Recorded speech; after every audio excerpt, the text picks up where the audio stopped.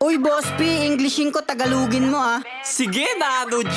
May liligawan kasi ako eh. Ayos yan! Tara! Huwag mo ako papaya ah. Siyempre naman! Let's go! When I first saw you, I love you. Nung una kitang makita, bigla ako natae.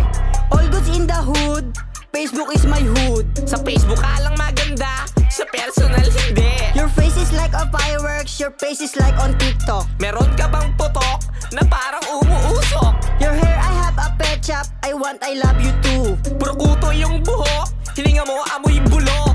I have a trusted issue, educate and elevate. Huwag kang magagalit, meron akong kabet. I don't have a confident, but I have a overwhelm. Kahit ikaw ay pangit, di ka pagpapalit. Now calling you a baby, baby I miss you.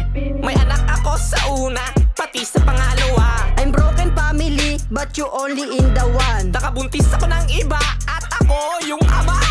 Wow! Woo! I got you, man! Thanks, Boss P, you're a good translator.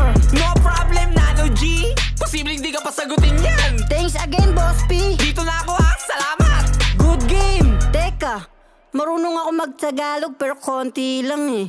Nakabuntis ako ng iba. Hoy! Loko-loko ka talaga eh, no?